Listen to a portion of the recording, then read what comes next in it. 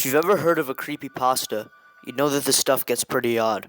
But most of the time, we can rest easy because even the most gullible of us can tell most of this stuff is fake and not even worth thinking about.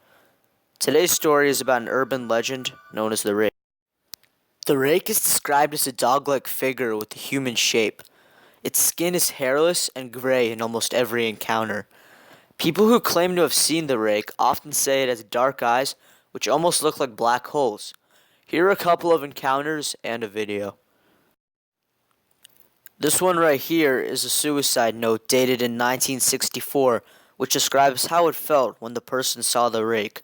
And it reads, "As I prepare to take my life, I feel it necessary to assuage any guilt or pain I have introduced through this act. It is not the fault of anyone other than him, for once I awoke and felt his presence, and once I awoke and saw his form, once again I awoke and heard his voice, and looked into his eyes. I cannot sleep without fear of what I might next awake to experience. I cannot ever wake. Goodbye." Found in the same wooden box were two empty envelopes addressed to William and Rose, and one loose personal letter with no envelope. "Dearest Linny, I have prayed for you." He spoke your name. This next one is from a witness who is being interviewed on the matter. To be clear, there were a few other ones, and I will leave the link in the description to read it, but this was the last truly useful encounter there was. Anyway, this one reads, and it is a long one, so hang in there. 3 years ago, I had just returned from a trip from Niagara Falls with my family for the 4th of July. We were all very exhausted after a long day of driving, so my husband and I put the kids right to bed and called it a night. At about 4 a.m., I woke up thinking my husband had gotten up to use the restroom. I used the moment to steal back the sheets, only to wake him in the process. I apologized and told him I thought he got out of the bed. When he turned to face me, he gasped and pulled his feet up from the end of the bed so quickly his knee almost knocked me out of the bed. He then grabbed me and said nothing. After adjusting to the dark for half a second, I was able to see what caused the strange reaction. At the foot of the bed, sitting and facing away from us, there was what appeared to be a naked man, or a large hairless dog of some sort. Its body's position was disturbing and unnatural, as if it had been hit by a car or something. For some reason, I was not instantly frightened by it, but more concerned as to its condition. At this point, I was somewhat under the assumption that we were supposed to help him. My husband was peering over his arm and knee tucked into the fetal position, occasionally glancing at me before returning to the creature. In a flurry of motion, the creature scrambled around the side of the bed and then crawled quickly in the flailing sort of motion right along the bed until it was less than a foot from my husband's face. The creature was completely silent for about 30 seconds, or probably closer to 5. It just seemed like a while. Just looking at my husband. The creature then placed its hands on its knee and ran into the hallway, leading to the kids' room. I screamed and ran for the light switch, planning to stop him before he hurt my children. When I got to the hallway, the light from the bedroom was so close to see it crouching and hunched over about 20 feet away. He turned around and looked directly at me, covered in blood. I flipped the switch on the wall and saw my daughter Clara. The creature ran down the stairs while my husband and I rushed to help our daughter. She was very badly injured and spoke only once more in her short life. She said, "He is the Rake." My husband drove his car into a lake that night while rushing our daughter to the hospital. They did not survive. Being a small town, news got around pretty quickly. The police were helpful at first, and the local newspaper took a lot of interest as well. However, the story was never published, and the local television news never followed up either. For several months, my son Justin and I stayed in a hotel near my parents' house. After we decided to return home, I began looking for answers myself.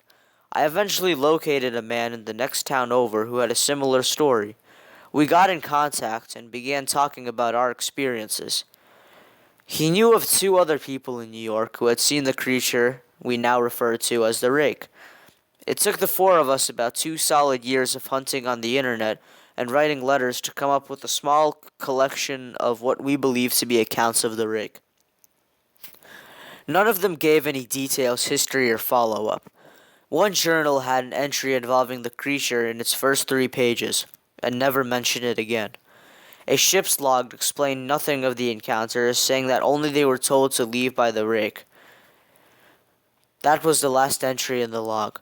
There were, however, many instances where the creature's visits was one of a series of visits with the same person. Multiple people also mentioned being spoken to, my daughter included. This led us to wonder if the Rake had visited any of us before our last encounter. The last thing I'm going to show you guys is this video of a man who supposedly encountered the Rake on camera.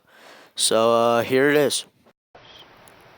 This video starts out with two amateur hikers going through the forest in November of 2006.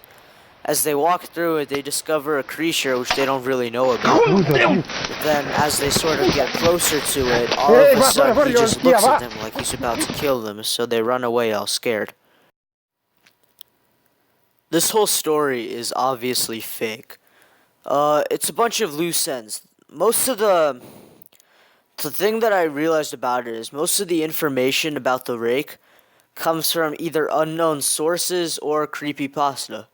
And frankly, they tried to make it more realistic by on the creepypasta wiki saying that it's not actually, that it's real, but the thing is that all the actual encounters got destroyed mysteriously.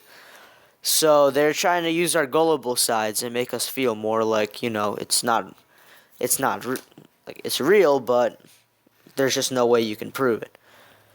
But really, in reality, just the way that we need to assume things nowadays, if there's absolutely no proof for it, then it's not realistic. And this tape here quite possibly could be photoshopped. Who's to say that it's not? It's not the first video that's ever been photoshopped, and it's certainly not going to be the last one. Also, most of these encounters are kind of weird. I just honestly don't believe it, because upon researching most of these things, it's not true. There was no official death caused by the Rake in New York around this time, around the 4th of July, whatever year this was. And also, this film was supposedly taken in 2006. That's interesting because the Rake didn't really become a big deal until around 2010, when the internet really blew up. So, does that really make sense? Probably not. Well, guys, so the Rake, it's judged fake, even though that rhymes. And please like, comment, subscribe, and if you'd like, comment what you'd like it to be about, and we'll try to make it that. So, thanks for watching. See you later.